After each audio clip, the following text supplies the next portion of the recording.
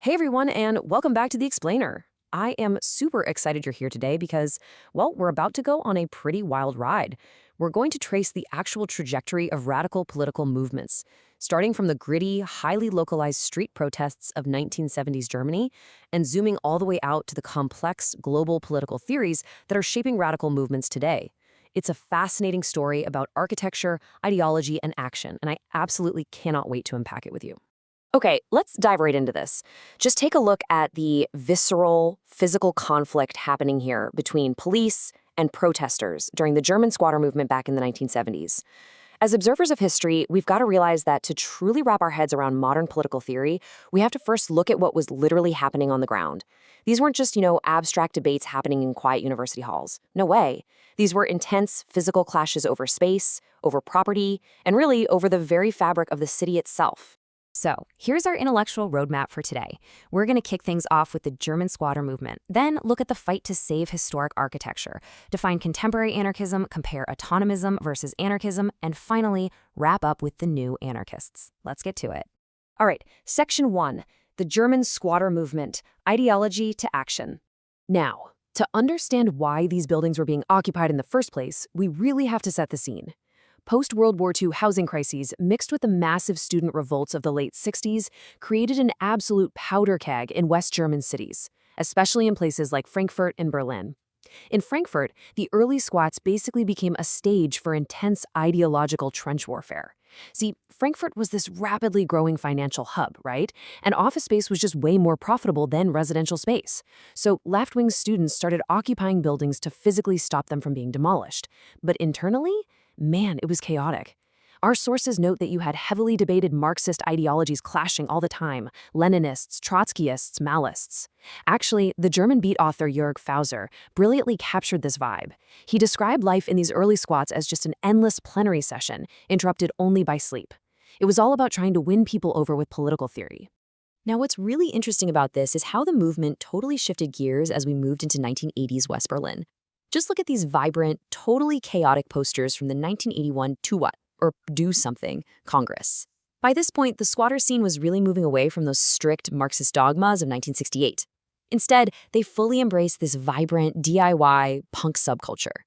The focus dramatically shifted away from rigid theory and moved straight into direct, immediate action. It was way less about sitting around reading theory and much more about practically, physically preserving the buildings they were actually living in. Moving right along to Section 2, saving historic architecture, the urban conflict. So, during this era, something pretty fascinating happened. Squatters actually formed this super unlikely alliance with middle-class citizens to stop what they called the redevelopment mafia. On one side, as you can see symbolized by this massive wrecking ball, you had city planners and developers who were prioritizing the rapid, highly profitable construction of functional, uniform office complexes. And on the flip side, you had these unrenovated bourgeois residential buildings from the late 19th century that were slated to be completely destroyed, simply because fixing them up just wasn't deemed profitable enough. And this brilliantly illustrates exactly what the squatters and preservationists successfully fought to protect. I mean, look at the gorgeous ornamental decoration on this preserved historical facade. This was a massive pushback against the uniform, coldly rational concrete estates of modernism. You had left-wing squatters and middle-class preservationists essentially locking arms to save these beautiful historic old towns from just being totally bulldozed over. And this whole sentiment was actually being mirrored in the architectural world at the exact same time. At a symposium in Berlin, postmodern architects started really criticizing the cold functionality of modernism. The architect Robert Venturi famously flipped a popular saying on its head, declaring in his manifesto, "Less is not more, less is a bore." This theoretical and architectural pushback completely mirrored the physical fight the squatters were having on the streets, and ultimately it led to a major shift toward a much more cautious kind of urban renewal, which ended up saving countless historic buildings. All right, zooming out a bit for Section 3, defining contemporary anarchism. Let's move to the timeline and see how this builds, stepping back from the streets of Germany to look at the broader framework that fueled these kinds of movements all over the globe. The modern movement really gained its structure back in 1968, when the International of Anarchist Federations was founded in Italy. Then, rolling through the 1970s, like we just saw in Germany, squatter and punk movements started integrating direct action and DIY ethics right into the philosophy. Fast forward to 1999, and the Seattle World Trade Organization protests brought tactics like the Black Bloc, affinity groups, and early decentralized internet organizing squarely onto the global stage. So, what does this all actually mean? How do we define contemporary anarchism today? Well, sociologically speaking, it's a movement deeply committed to opposing coercive authority in all its forms. And that means everything: hierarchical government, state power, capitalism, patriarchy, and imperialism. The core philosophy argues that true liberty and equality simply cannot be implemented from the top down within a traditional state structure. This results in an absolute total rejection of hierarchical systems, prioritizing direct action and equal liberty above all else. Which brings us to Section 4, Autonomism versus Anarchism, Drawing Boundaries. Now, I know terms within radical politics can get super confusing, and they are fiercely debated, literally right now on forums like Reddit, but so the crucial point is really about understanding their origins. Autonomism actually emerged directly from Marxist thought in 1960s and 70s Italy. It places a massive emphasis on uncompensated labor and class struggle as the true root of capitalism. Anarchism, on the other hand, springs from fundamentally anti-authoritarian roots. It's defined by a strict opposition to any and all hierarchy, and it actually spans both communist and entirely non-communist currents. So while an autonomist and an anarchist might literally be occupying the same building together, their underlying philosophical frameworks and historical origins are actually very distinct. But here's the thing: despite those strict academic differences, on the ground they overlap a ton.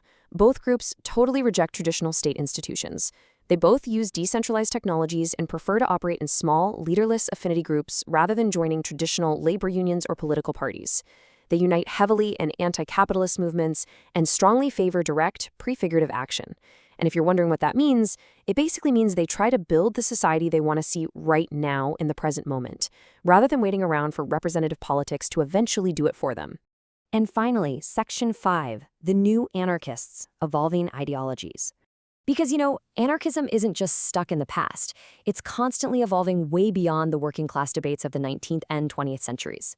Today's activists are bringing in a whole new array of frameworks. For instance, you have post-anarchism, which pulls from postmodern philosophy to totally reject grand universal theories, favoring plurality instead. Then there's post-left anarchism. This one actually critiques traditional left-wing touchstones, like unionism and class struggle, and instead really embraces a DIY ethic for everyday life. And then you have post-colonial anarchism, which critiques mainstream anarchism for historically minimizing race, and instead centers its focus heavily on anti-colonial liberation and indigenous land movements. And that leads us perfectly to this incredibly insightful quote by scholars David Graeber and Andrzej Grubacic. They point out that a new generation is, quote, much more interested in developing new forms of practice than arguing about the finer points of ideology. It's a real shift. Modern movements prioritize practical, everyday applications, things like mutual aid, direct democracy, and just taking care of their local communities. They value that way more than the rigid sectarian debates that kind of plagued those early Frankfurt squats we talked about at the very beginning of the explainer. So, that leaves us with a pretty vital question to ponder as we wrap up. How do the echoes of these radical historical movements continue to shape the architecture and the political spaces of the very cities we live in today? It's fascinating to think about. The next time you walk past a beautifully preserved historic building in a major city, or you read about a decentralized protest popping up on the internet, remember the invisible history of those streets. Keep questioning the structures around you, keep looking a little bit closer, and never stop learning. Thank you so much for joining me for this explainer, and I'll catch you next time.